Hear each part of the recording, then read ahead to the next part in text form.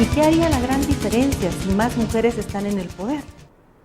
Que las políticas públicas tendrían una mirada diferente. No serían unas leyes hechas por hombres para hombres, sino Por ejemplo, sería... la ley del femicidio, que costó mucho que se aprobara, ¿no? Exactamente. Aún me contaba usted antes unas anécdotas de que no querían salirse los diputados y las mujeres tuvieron que oponerse porque no se quería tocar este tema adecuadamente. Por supuesto, porque y además había una discusión si era femicidio o feminicidio, porque el feminicidio tiene que ver con un genocidio de mujeres.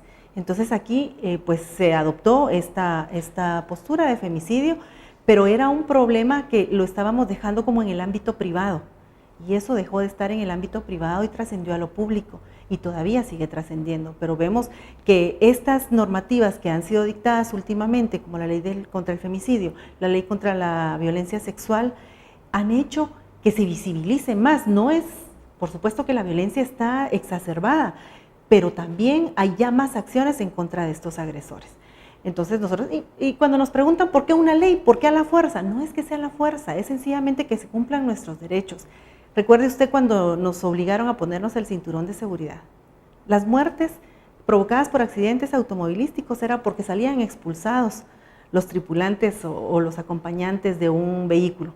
Fue hasta que nos pusieron una sanción que caímos en la cuenta que era por nuestro bienestar. Pero es que ahora, por ejemplo, licenciada, digamos, como esta ley pudieran haber grupos que se consideran discriminados, pues dijeran, mire, está bien la participación política del hombre, de la mujer, pero aún existe la diversidad sexual y obviamente hay también grupos que dirían, bueno, los discapacitados, bueno, los diferentes, que pudieran decir, nosotros también queremos tener una cuota en ello. ¿No abriría esto una puerta a esa discusión? Es que, repito, doctor, con todo respeto, no estamos hablando de cuotas, estamos hablando de la igualdad de todos los seres humanos de este país. Y la responsabilidad aquí será de los partidos políticos. ¿Qué partido político en esta época democrática de nuestro país quiere que se le denomine antidemocrático? Es algo que tienen que reflexionar. Si una vez no haya inclusión, una vez no haya participación igualitaria, no se está practicando la democracia. Y nosotros lo que queremos es que esta democracia sea real, que Guatemala deje de estarse llamando un país en transición democrática. Tenemos que llegar a un punto.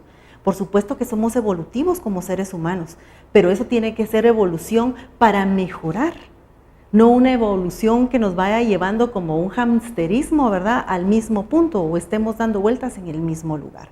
Entonces sí, esa es responsabilidad de los partidos políticos, lo hemos pensado, y cuando usted habla de pueblos indígenas, pues sí, esta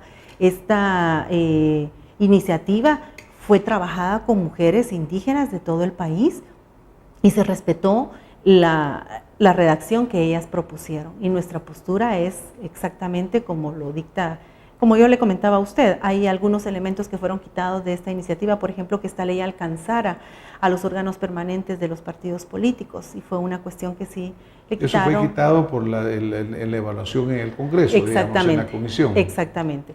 Y entonces también hacer la salvedad, ¿verdad?, que nosotras como mujeres y como este movimiento, no es un tema exclusivo de este movimiento, es un movimiento que está tratando de que todas las mujeres del país se involucren.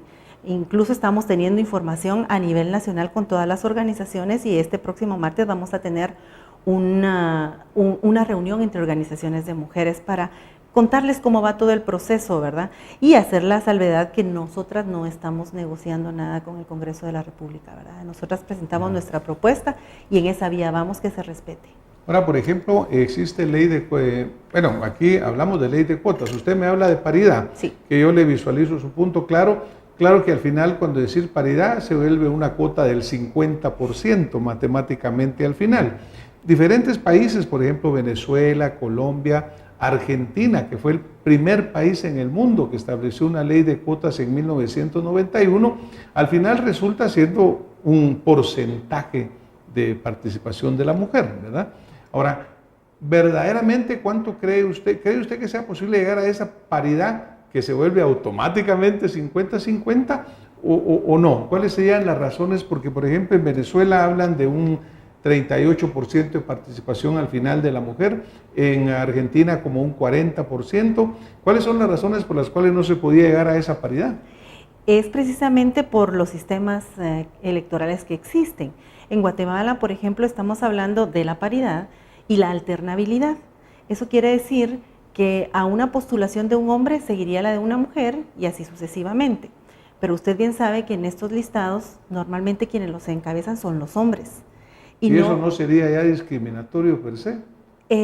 Pero la ley es amplia, o sea, nosotras como mujeres no queremos como revertir, como ir en contra de lo que ha estado siendo siempre y tener como una revancha. No, no es eso lo que estamos buscando. Estamos buscando vivir en un país armonioso, en un país en donde se nos tomen en cuenta las mujeres.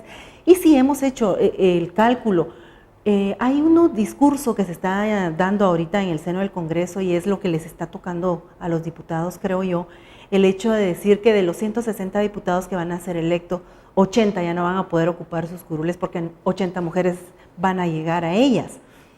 No es así, no es así, porque lo que obliga es que haya inclusión igualitaria, pero no se obliga que sea un hombre o una mujer la que encabece, sino que puede ser a criterio de los partidos políticos. Y entonces, hacíamos la cuenta, por ejemplo, si en un distrito entran 3 diputados, seguramente que esos 3, por el mismo partido, por supuesto, estará encabezado por un hombre, seguido por una mujer y entrará otro hombre. Entonces ahí estamos hablando de un 33%, más o menos. Hicimos también el ejercicio con Huehuetenango, que entran 11 diputados, viendo quiénes de mujeres encabezan y evaluando un poco el trabajo. Si mucho entrarían 3 mujeres en Huehuetenango de los 11. Entonces, ese discurso de que 80 no entrarían no es cierto.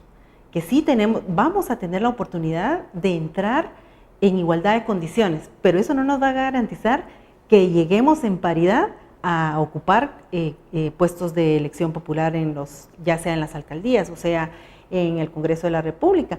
Y lo que hacíamos referencia, que esto también aplicaría para la presidencia de la República. Por ejemplo, en este momento en el Congreso entiendo que un 12% de los representantes dignatarios de la nación es mujeres. Sí. Y esto ha sido un porcentaje que se ha mantenido aproximadamente, ¿verdad? Ahora, dentro de estas reformas a la ley electoral, en el dictamen, usted me comentaba que se quitaron algunas partes. Por ejemplo, de la participación paritaria de la mujer en los comités ejecutivos nacionales. Exacto. ¿Eso no es algo que no debería haberse quitado? Por supuesto. Es que no necesitaríamos, como le decía anteriormente, de una ley si desde los partidos políticos se tomara esas acciones. Por lo que yo sé, solo la UNE tiene dentro de sus estatutos el 30% de participación para las mujeres, pero no estoy segura que lo estén cumpliendo, ¿verdad? Entonces, si nosotros desde los partidos políticos tomáramos esa dinámica, no habría necesidad de una ley en este sentido. Pero los partidos políticos, hay estudios que comprueban que son partidos franquicia, partidos, les han hablado partidos cárteles, partidos cacicazgos, que no obedecen como debieran a la plenaria, digamos, ¿verdad? Las bases no obedecen a eso, sino que obedecen a quien es dueño del partido político.